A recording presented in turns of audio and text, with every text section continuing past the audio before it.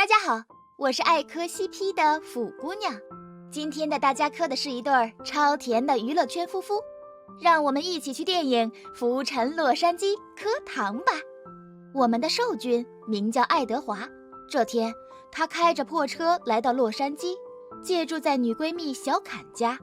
爱德华想来洛杉矶追逐自己的明星梦，虽然他是个 gay， 但梦想不分性取向。小坎跟他一样都是小演员，小的连出演机会都需要争取的演员。看到爱德华的到来，小坎很开心。偌大的洛杉矶，连未婚夫都不理解他的演员梦，还好爱德华来了，急忙换好衣服，带着爱德华来到酒吧，寻找自己认识的名流，知名演员科林和马波。在酒吧，小坎生拉硬扯，跟他们扯上关系，企图从他们那里得到演出机会。可惜两人以嘲讽其他人缺点为乐趣，完全不理会小坎说话。回到家中，弗兰克也就是小坎的未婚夫，很不满意自己未婚妻连一份正经工作都没有，跟小坎发生争吵。坐在中间的爱德华勉强低头吃饭，逐梦的同时还要生活。接下来的日子里，爱德华四处面试，寻找演出机会。某次面试，他过于保守的写真遭到旁边老奶奶的嘲讽，似乎在洛杉矶性感是最棒的通行证。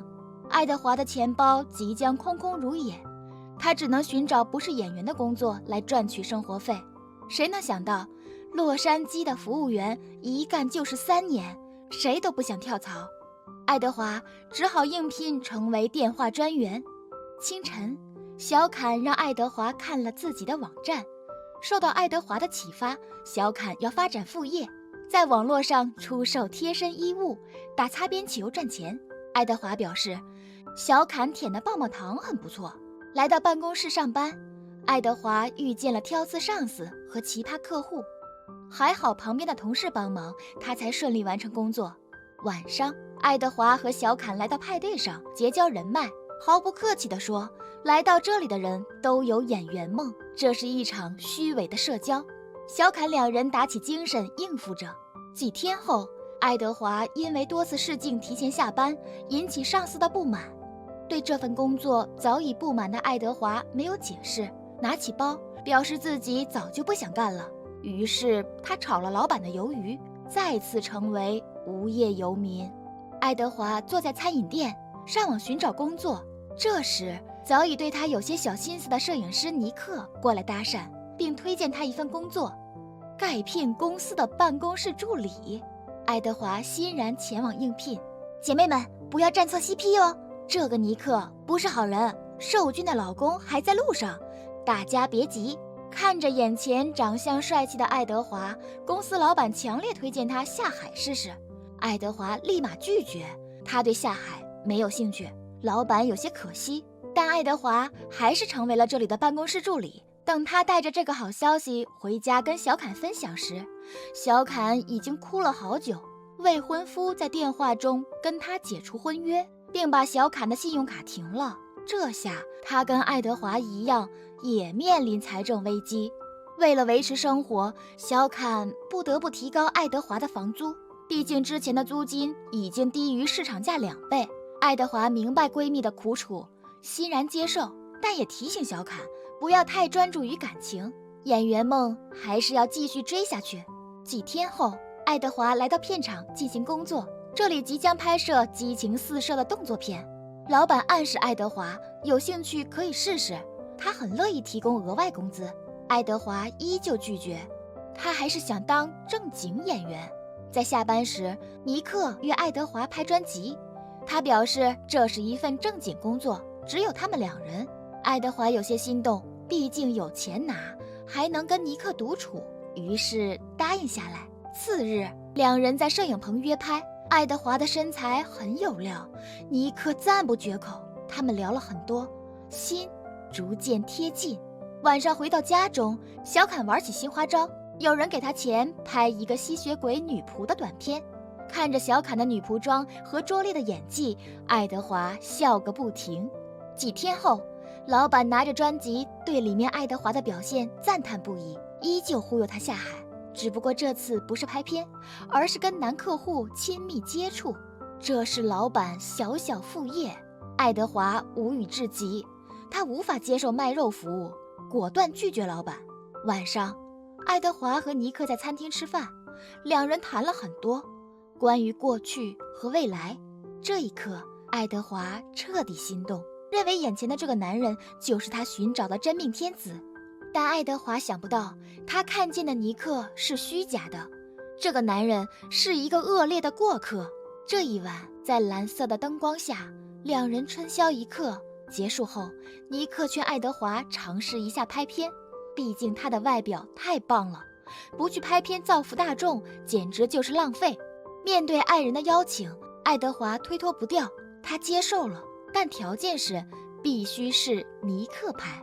于是，一部充满激情的短片诞生于两人之间。老板很满意爱德华在片中表现，并给他推荐了一个男客户。毕竟都下海拍片，再来一个卖肉服务也是可以的。这个男客户是知名的制片人，爱德华有些心动。他以为自己会通过男客户得到演出机会，但现实是残酷的。来到客户家中，爱德华受到客户的言语侮辱，服务以痛苦结束，他被客户赶出了门。回到家中，爱德华将这次经历告诉小坎，小坎很是不满，老娘的闺蜜居然被人侮辱。她陪着爱德华一起吐槽，缓解压抑。此时的两人面对未来有些迷茫。从闺蜜那里得到缓解后，爱德华来到尼克家，他们在刚刚有个约会，可尼克居然没到。爱德华有些生气，尼克用工作搪塞过去，并邀请他来家里休息。两人吃着外卖，讨论爱德华拍同志片的光明未来。尼克很支持他下海拍片，认为他能成为盖片红星。被爱情迷住眼的爱德华在尼克的忽悠下彻底沦陷，他决定成为盖片演员。次日，爱德华来到公司，等待老板的安排。他以为是尼克进行全程拍摄，谁知另有他人。爱德华不得不接受，拍下了人生中第一部盖片。结束后，他坐在车里给尼克打电话，企图得到安慰，但尼克以工作之名推脱了。实际上，他在沉迷嗑药。回到家中，小坎安慰爱德华，别再意艳照和视频，毕竟生活需要继续。再次跟尼克度过激情的一晚后，爱德华劝他不要太沉迷嗑药，但尼克不听，他已经深陷其中，甚至跟爱德华激情后不顾闲者时光就起床嗑药。某天，老板给爱德华介绍了新客户，知名演员，我们的公君约翰。这是爱德华想不到的，一个年轻帅气的演员居然主动点名找自己。他很是心动，立马答应下来，并推辞掉跟尼克晚上的约会。来到约翰家，爱德华惊叹他的豪宅如此美丽。两人第一次见面都有些腼腆。夜晚虽然黑暗，但这里的灯光暖心。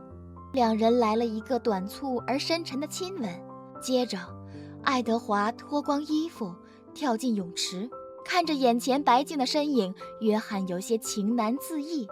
他的心为爱德华沦陷，跟随爱德华在泳池里玩耍，两人度过了一次完美的身体交流。约翰和爱德华是一对儿，后期超级甜，大家磕呀。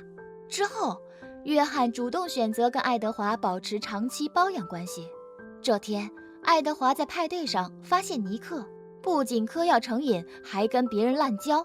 爱德华对尼克失望极了，对他的爱瞬间消失殆尽。他开车来到约翰家，向约翰寻求安慰。两人再次度过身体和心灵的双向重合。清晨，爱德华从梦中醒来，约翰为他端来早餐，他们在床上分享美味。经过昨晚的吐露心事，约翰邀请爱德华成为自己的助理，因为他已经喜欢上了爱德华，无法忍受长时间的分离，并想为爱德华创造更好的机会，成就他的演员梦。面对这份好工作，爱德华欣然接受。他对成为盖星早已厌恶，之前全靠对尼克的爱撑着。次日，爱德华来到公司，不顾老板的挽留，提出辞职，并来到仓库完成最后的工作。这时，尼克过来，两人发生争吵，爱德华决定分手，尼克苦苦挽留。面对爱德华的冷硬，嗑药上瘾的尼克居然开始袭击，还企图用刀伤害他。还好保安及时过来救了爱德华。回到家中，爱德华将此事跟小坎分享，提出报警，但爱德华没有反应。接下来的日子，爱德华成为约翰的助理。前段时间的悲惨似乎就是为此刻的美好铺垫。这是跟盖星完全不一样的工作氛围，灯光璀璨，同事友好。只不过约翰出席活动的女伴让爱德华感觉有些怪异，这是一个奇怪的女人，喜欢出风头，没有成名作，脸部僵硬，一看就是医美做过了。但她依旧成为当红演员约翰的女伴。约翰让她少问，爱情的小惊喜总是出其不意。